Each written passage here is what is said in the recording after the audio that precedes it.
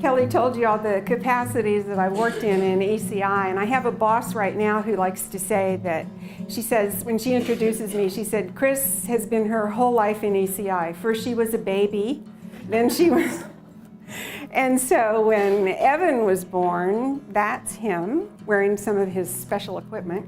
I felt like we kind of completed the cycle. I kind of put a bookend on my time with ECI. I had 2 children of my own who were typically developing full-term babies.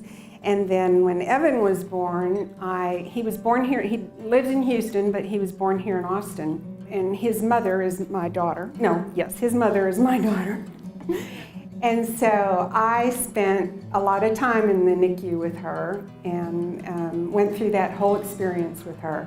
And so it gave me a whole, sorry, it kind of chokes me up sometimes talking about it. It gave me a whole new perspective on what you parents go through.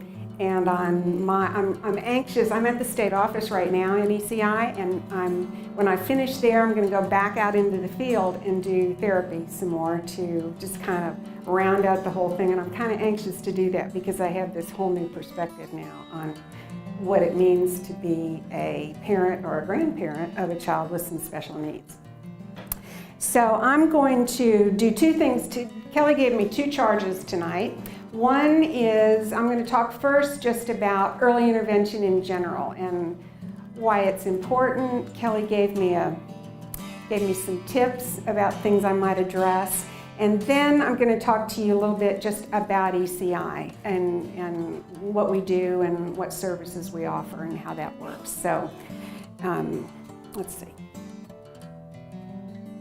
Now, I'm not going to read my PowerPoint to you. That's one of my pet peeves when people do that, except for these first 2 slides, because I think that they're really important because they're from a policy statement from the American Academy of Pediatrics. And when you read the whole policy statement, there's all the research is there and the reference and the citations, and it's the Academy's attempt to make sure that physicians, pediatricians understand the importance of early intervention for any child who they even suspect might have some type of developmental delay or issue that needs to address. So part of one sentence from there is that there's growing evidence that early intervention services have a positive influence on the developmental outcome of children with established disabilities as well as those who are considered to be at risk for disabilities. And then the other sentence from that I think is really an excellent one is the early childhood years present a singular opportunity to influence lifelong development and to prevent or minimize developmental problems in children with disabilities or at risk of developing disabilities. It's interesting to hear Kelly talk about her 2 children and that micro-preemie and that late-term preemie and the kind of things she saw in those children as they developed. Because sometimes I think we think the older preemies, the bigger guys, like Evan was, he was 35 weeks, probably are going to be okay, and we maybe don't need to do too much for them, and we can wait and see. So I was glad to hear you talk about that from a mom's perspective.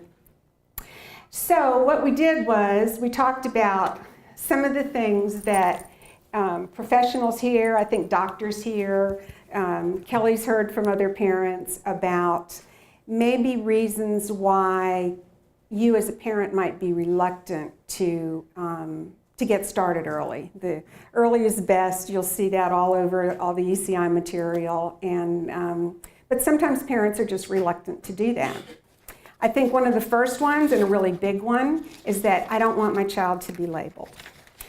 None of us want that, and we hear all kinds of scary stories about what happens when children are labeled and go into the school system with a label.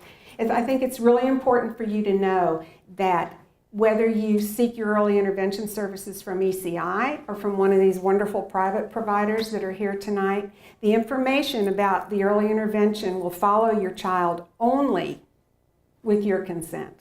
And I think for ECI, it's a question that we get maybe more than a private provider does. And that's because ECI, is public funding, it's delivered through public agencies. Sometimes, even in some cities, it's even the school district that's delivering the ECI services. So parents kind of think, oh gosh, so I get in that system, would I ever be able to get out if he was okay after that? Yes. In ECI, we only send the information, and when your child turns 3, we only send it with your consent. We only make that referral with your consent. And obviously the private providers only do that with your consent. So none of us as professionals are ever talking about your child or using his name in anything without your written consent and permission. So that's the answer to that one. Another one is my family thinks it's a bad idea. If you do decide to get in early intervention, that's one of the supports that your provider, again, be it in ECI or with a private provider, they can support you in talking about your child and about your child's needs and in talking to your family about it. I think this is what I think about, one of the things I think about that, and that's that, oh no, she doesn't have to leave.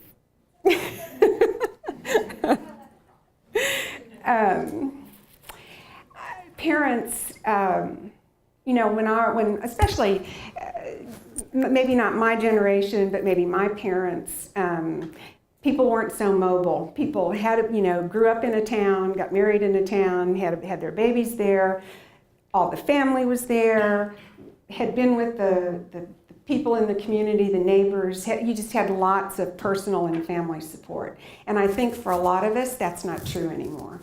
And your parents may be on the other side of the country, and you maybe get to see them twice a year. Oops, sorry. And so I think sometimes young families have to turn to the community and to services like ECI or like private providers to get some of the support that you used to be able to get because your mom was right down the street or because your neighbor that you grew up with was right there to support you. So, so it's kind of both sides of that coin. We can help you talk to your family about what's happening with your child and how he's developing. But then we can also never obviously replace your family, but be able to offer you some support perhaps that you might be missing in your life because your family's not around. My daughter's only, how far is it to Houston? 150 miles. And Evan was in the NICU for 3 weeks. And then he went home and she was home for a day and she called me and begged me to come. So I went and spent 10 days, and then I came home, and then I went back every week for just a really long time. And so if I had been far away, obviously I couldn't have done that, but she needed that support.